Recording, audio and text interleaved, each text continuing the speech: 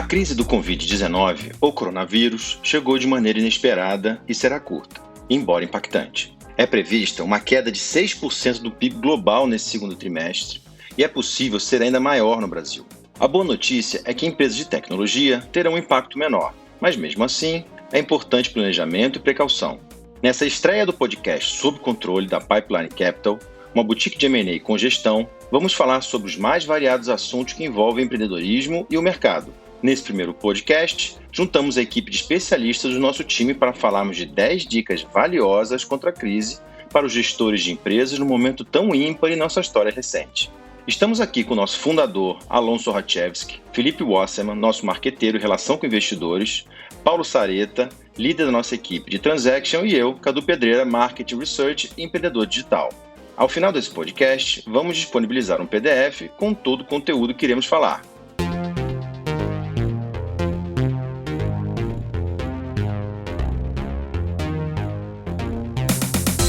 Vamos às dicas. A primeira dica é receitas de clientes. Oi pessoal, aqui é o Paulo Sareta, sou o líder da parte de Transactions aqui da Pipeline. Nossa recomendação aqui é que vocês analisem a carteira de clientes atuais de você e olhem principalmente os clientes que podem entrar em dificuldade nessa crise, mesmo que momentânea por cerca de 3 meses, e já antecipem eventuais renegociações de mensalidade, honorários, etc. Outro ponto aqui que a gente recomenda é que vocês analisem as receitas de projetos. Acho que os projetos são a receita que vai sofrer mais aqui nesses próximos 3 meses. Oi pessoal, aqui é o Alon que está falando. Sareta, eu tenho uma colocação e uma pergunta aqui para você. Acho que é muito importante a gente ter em mente que é uma crise temporária, passageira. Todas as crises são, mas neste caso, nós estamos falando aí de algo que vai durar mais ou menos 3 meses. Então, quando a gente faz essa análise e a sua ponderação, eu queria saber o quanto que os clientes aqui devem sentir a flexibilidade com os clientes, sabendo que uma crise pode prejudicar negociações, mas depois de 3 meses a empresa volta ao seu rumo normal. A gente acredita que empresas de marketing digital devem sofrer, principalmente nesses 3 meses, com a questão de mídia, tá? Principalmente com quem tem remuneração variável. Empresas de tecnologia e e-commerce, a gente acha que não vai sofrer tanto. Talvez projetos, a gente tem algum impacto, mas e-commerce a gente acredita que inclusive vai ser um diferencial. A gente acha que as empresas podem se beneficiar disso, acelerando os projetos. Ok, eu acho que hoje e nesses últimos dias a gente fez uma série de reuniões emergenciais com nossos clientes e, pegando o gancho aqui do que você falou de e-commerce, a gente entende que tem uma série de projetos que os clientes estão fazendo estruturais, onde o e-commerce faz parte da transformação digital, que pouco será afetado. Mas, certamente, tudo que envolve mídia e geração de awareness, nesse momento vai ser bastante afetado aí com a crise. É importante agora a gente ser realista, porque as empresas vão ter algum tipo de impacto nas receitas. Felipe, o que você acha disso? Os empreendedores e as empresas são otimistas de natureza, né? Se você decidiu abrir uma empresa, se está tocando uma empresa, você por si só já é otimista. E é raro os momentos na sua vida que você é obrigado ou forçado a parar um pouco para pensar. E esse é o momento para isso. A sua empresa com certeza vai ter um impacto, vai afetar suas receitas e muitos projetos e trabalhos vão ter que dar uma parada. Então esse é o momento que você tem, e é raro esses momentos. Na verdade, quem tem menos de 40 anos provavelmente nunca viu esse momento. Você vai ter um momento para pensar, sair do tático e ir para o estratégico e rever muitos detalhes da sua empresa que no dia a dia você acabaria não olhando. Então aproveite essa oportunidade. Aqui tem um efeito que você comentou, mas que tem muitos clientes que já nos passaram, que eles acham que não vai ter redução nos próximos 3 meses das receitas dos seus clientes. E certamente irão. Então não dá para acreditar que os clientes vão sair ilesos. Eu acho que todo mundo tem que considerar um pequeno percentual, mesmo que marginal, e a gente acredita que pelo menos 10% tem que ser reconsiderado aí das suas receitas. Beleza, mas eu fiquei com uma dúvida aqui. Como é que fica a relação da contratação de pessoal? A gente contrata, não contrata? O que tem que fazer? Sareta? Cadu, a não ser que você já tenha projetos novos confirmados, a nossa recomendação é que não contrate, que você congele momentaneamente as contratações e vamos aguardar aí os próximos 3 meses para ver como é que vai ser a retomada da economia. Tá bom, mas aí falando em contratações de funcionários, Sareta, a gente tem a questão das despesas. O que a gente faz com essas despesas? É o momento de revisar? O que tem de despesa na empresa? O que você considera em relação a isso? Cadu, é o momento de tentar renegociar com os fornecedores que são mais pesados na sua DRE. Vamos dar um exemplo aqui, aluguel. Tentar conversar com o locatário e ver se você consegue baixar o aluguel por cerca de 3 meses. Outro ponto em relação às despesas é ver o que você consegue para otimizar os seus custos. Não que você não contrate novos fornecedores, mas que esses fornecedores te ajudem a reduzir os seus custos. Bacana. Sempre é possível renegociar, né? E conseguir reduzir um pouco a despesa no momento desses. Agora vem um ponto importante aqui, que eu queria a opinião do Alon, em relação a férias. A gente tem aí uma oportunidade de, de repente, zerar férias das equipes.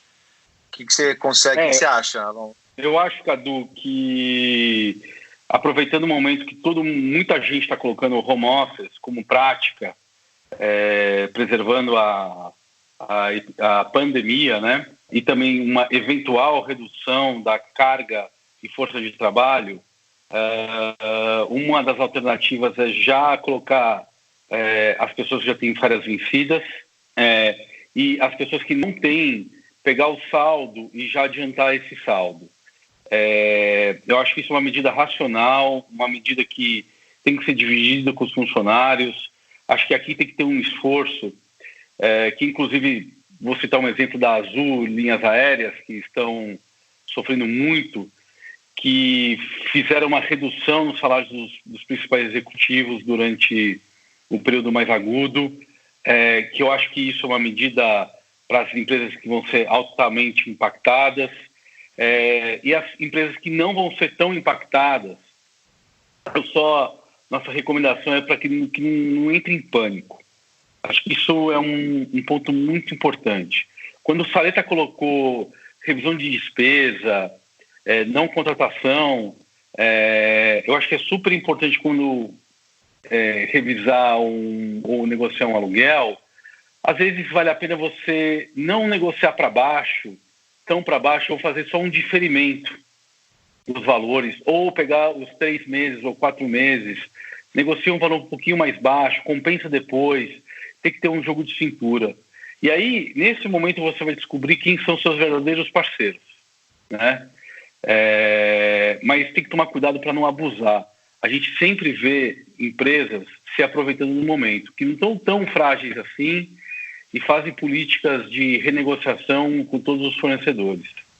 É importante, né? Todo mundo tem que entender que o momento é complicado para todo mundo, né? Para o fornecedor, para você, e todo mundo tem que agir junto.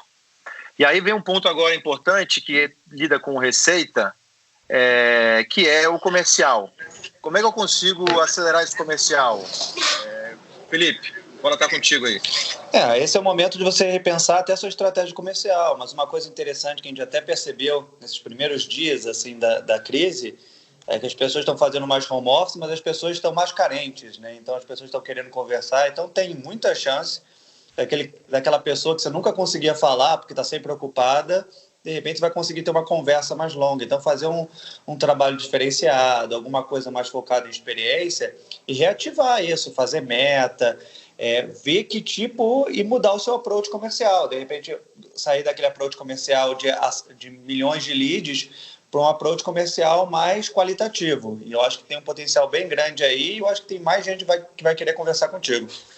Eu acho também, Felipe, pegando o seu gancho, que tem muitas empresas que vão estar abertas a um formato, um especial, uma promoção, digamos assim, temporária, pelo efeito do corona, onde você pode mostrar uma parceria reduzindo o preço ou aumentando o prazo de pagamento, onde você demonstra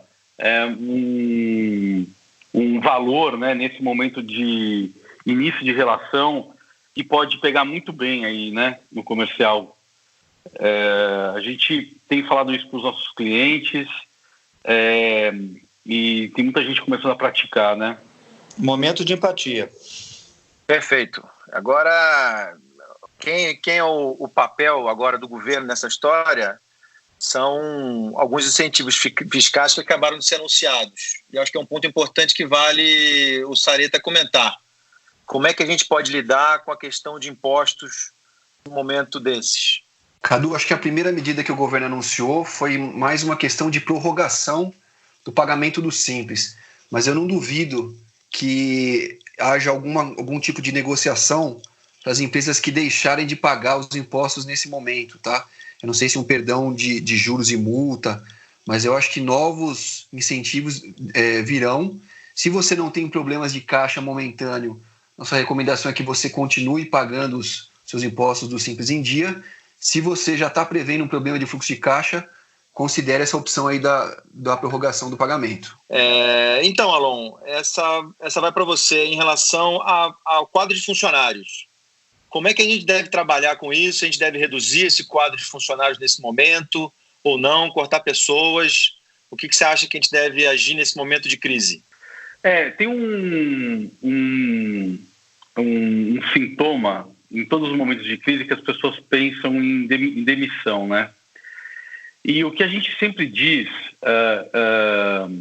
não em momento de crise, mas no momento quando a gente faz muito o growth, o crescimento, a escalada das empresas, é que parece uma coisa meio óbvia, mas a equipe é o maior ativo que uma empresa pode ter. Então, formar equipe é um processo demorado, é um processo onde envolve a cultura, propósito, e não é porque vai vir uma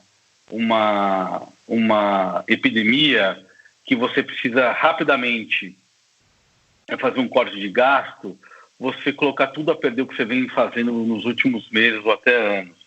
Então, eu acho que a demissão ela tem que ser o último estágio de corte de despesa. Se precisar, inclusive, queimar caixa e resultado durante uns 3, 4 meses, a gente recomenda que queime. Porque depois, quando voltar e começar a reaquecer e você vai precisar acelerar, você vai ter que reconstruir a equipe. E isso, como eu disse inicialmente, é um grande desafio, né? Então, acho que o grande ponto é não demitir ou demitir no limite. Claro que se a sua empresa estiver muito frágil e for necessário, faça, mas é preferível você renegociar, por exemplo, um aluguel ou algum benefício do que a equipe. E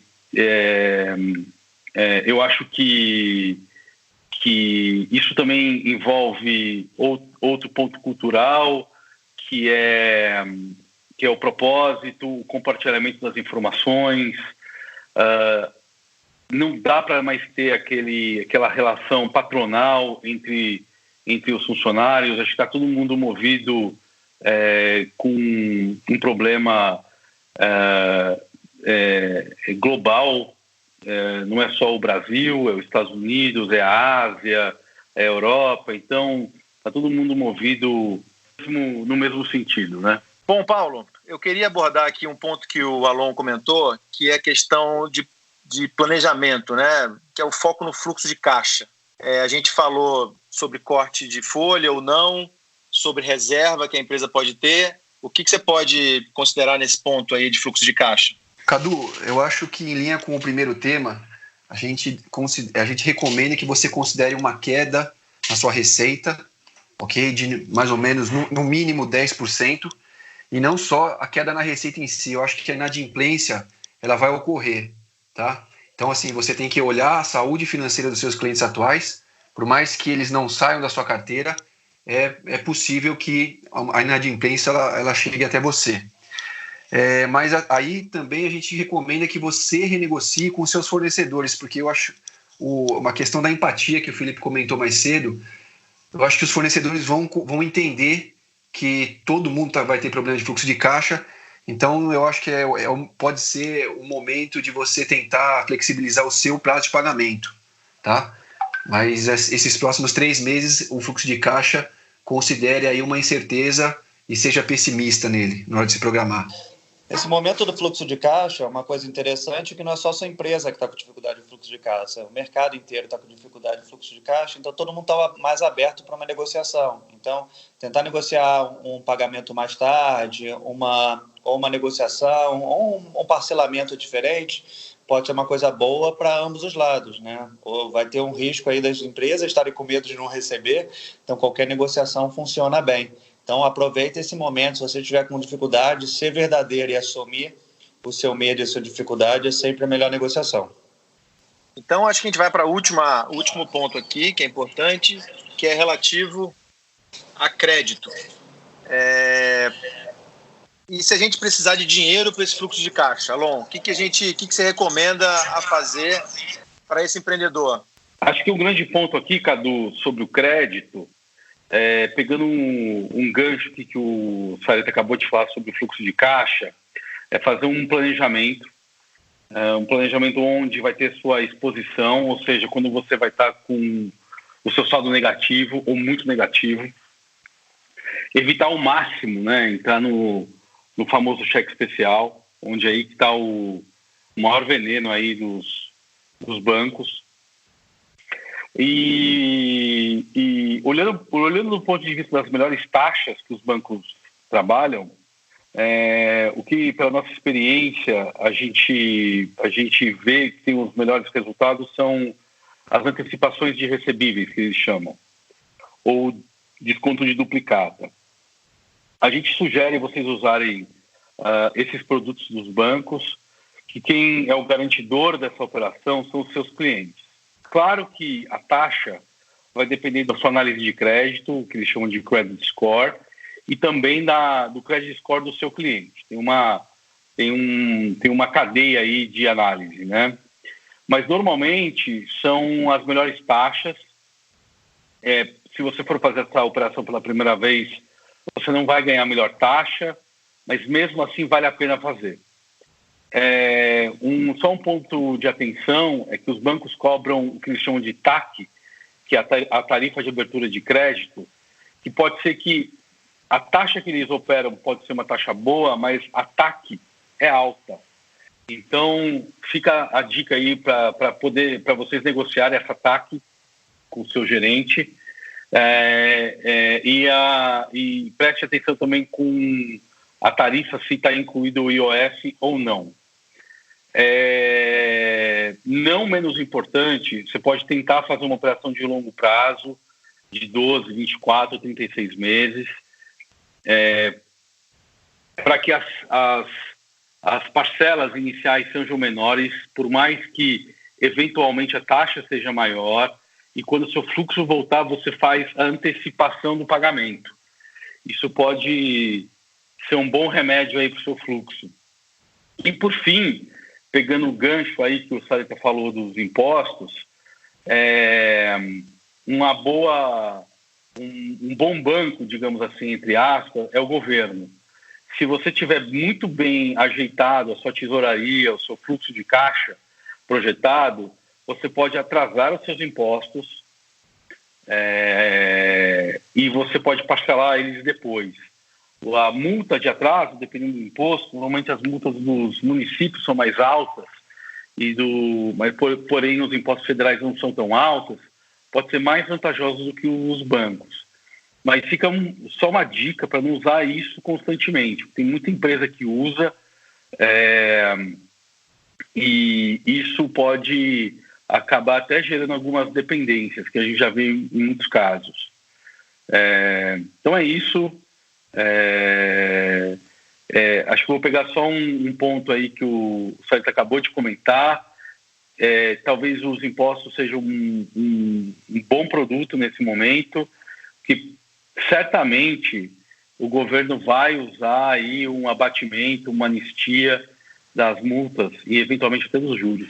Pessoal, acho que uma outra dica que a gente recomenda para vocês é que já busquem os seus bancos agora para começar a conversar sobre essas fontes alternativas aí de financiamento. Não espere chegar lá a uma semana do seu fluxo de caixa ficar negativo para você correr atrás de um capital de giro. Empréstimo normalmente é algo burocrático e que demora. Então, não deixe cair no cheque especial, tá? É isso aí. Essas foram as 10 dicas valiosas contra a crise, assunto do primeiro episódio do Sob Controle. Siga a Pipeline Capital no LinkedIn, acessando linkedin.com/company/Pipeline Capital. Esperamos os áudios de vocês com os comentários e sugestões através do nosso WhatsApp 11 5199 0880. Até o próximo episódio.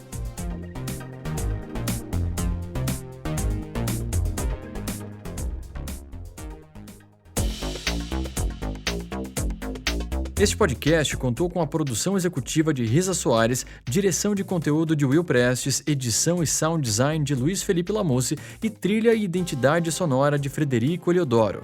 É uma produção em parceria com a Pipeline Capital, uma boutique de M&A com gestão. Sob Controle é mais um podcast Audioria.